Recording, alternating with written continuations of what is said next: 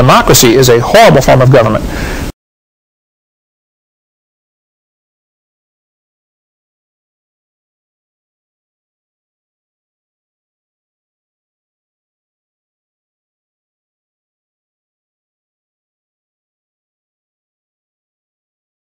You got to pay all kinds of taxes. You got to get a license for a church. You got to get a license to blow your nose, and a license to have children, and a license to death.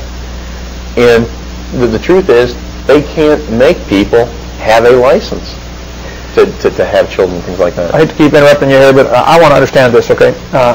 My son, when he got married, elected not to get a marriage license. You don't need state's permission to do something God said you can do. God ordains marriage, okay? And I get some Christians even today that still don't understand, that they think I'm some kind of radical. I guess it's because everybody's been doing this for so long. Yeah. And when somebody comes along and says, hey, I've got my freedom, they don't understand it. Or they're resent it, or they're jealous of it, or something. Exactly. I don't know what it is. And now I have a lot of appreciation for the battle Christ was fighting with tradition. Right. What do you mean? My parents got the marriage license. Their parents got it's really tradition that we're following, in not God's law. And marriage is a very interesting topic, and everyone's just so familiar with going ahead and getting that license. Let's just take that. Explain. If you get a marriage license from the state, you don't need the state's permission to get married. Okay, That's obviously. correct. But if you decide to do that, that becomes a contract.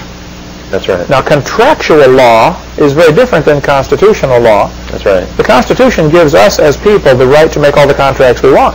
That's right. If I say, John, I'm going to pay you $1,000 an hour for the rest of my life, sign the contract. Of course, I'd be stupid to do that, but hey, if I signed the contract and didn't fulfill it, you take me to the local court, they find me guilty, they throw me in jail, take away all my property, and give it to you to pay the debt. That's right. And I can stand there all day long and say, I've got a constitutional right. Well, yes, you do, but I made the contract. That's right. And that's where I was a fool. That's what Proverbs 6 warns us about. It's kind of interesting. You talk a lot about when people ask you, Ken, do you think we should be teaching creation in public schools? And I like the way you say, well, you're asking the wrong question. Let's talk about, should we have public schools first? Then that second question kind of takes care of itself. That's the real question. And what they're doing to us, they're giving us the same sucker punch. They're setting us up, doing this, and then they're about to pop punches over here. And this thing about same-sex marriage comes up. And the real issue isn't same-sex marriage, right? Let's talk about the real question is, can the state sanction and create a marriage?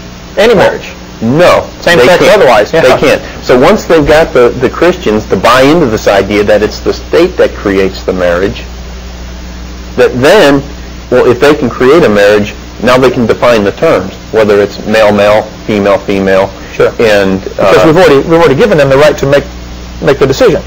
They don't have the right to make the decision. That's right.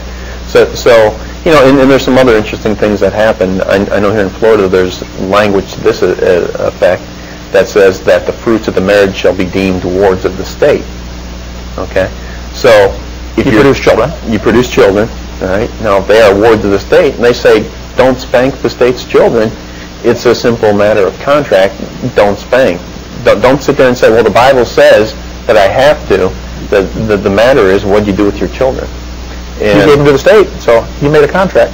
Exactly. Okay, suppose somebody did that. Somebody's watching this tape and they say, hey, I did that. I got a marriage license and I spanked my kid and I'm in trouble. HRS or whoever's after me now. Are we getting ahead of ourselves? How to get out of that? How to undo the damage by making that contract? Or you want to cover that later? Or is this a good time? I think, I had somebody call me about that last week.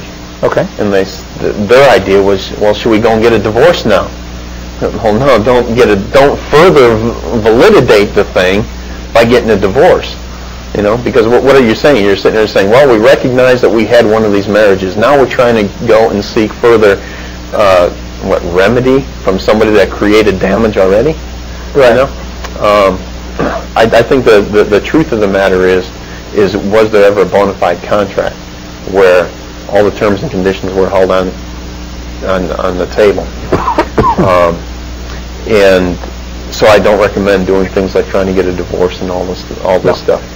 Can you fill out papers, take them to the courthouse, have them file stamped, that undoes your marriage license, at least undoes the contract with the state. Well, what I like to do is go ahead and include that marriage license within our filing on our commercial affairs. So basically, that, just like what we're going to be doing with the straw man, where we've been filing a UCC, one financing statement against the character down here, laying a claim by the real man against the straw man. Every one of these quasi-contracts is going to be named within that UCC filing. Okay, so they made 6, 8, 10, 20 contracts.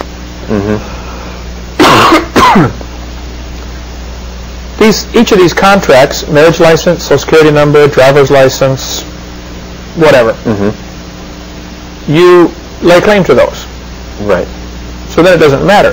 So now if the state says you can't spank your children, you say, excuse me, I own this contract. You don't own this contract anymore. That's right.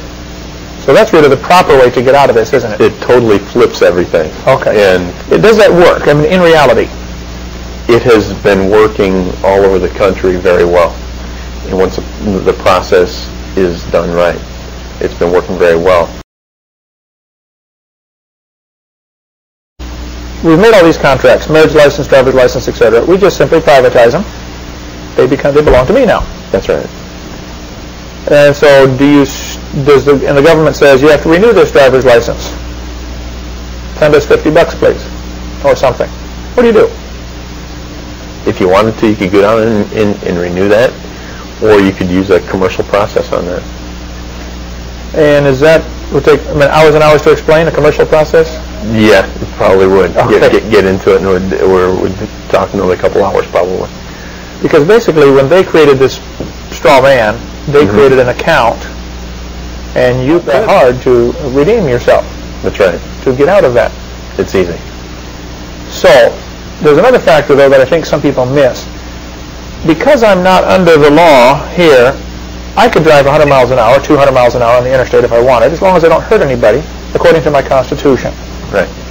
I cannot be deprived of my property without due process, and there has to have been an injured party. If I don't wear a seatbelt, I didn't injure anybody. That's right.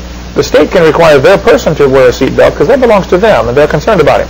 Right. But if I've redeemed him, doesn't matter. It's interesting because in Florida, I could drive 100 miles an hour, 200 miles an hour on the interstate if I wanted, as long as I don't hurt anybody, according to my Constitution. Right.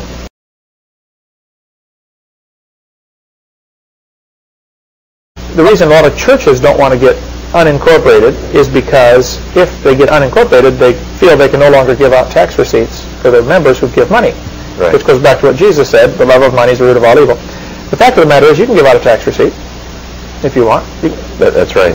I think I give out receipts to people. If they donate to our ministry, we can give them a receipt. Yes. I'm not a 501c3 corporation. We give them receipts all day long. That's no right. problem. I think the other thing people need to do, they need to start reading some of the foundational law that set the country up.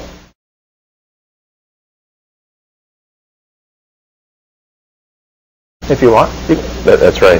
I think I give out receipts to people. If they donate to our ministry, we can give them a receipt. Yes. I'm not a 501c3 corporation. We give them receipts all day long. That's no right. problem. I think the other thing people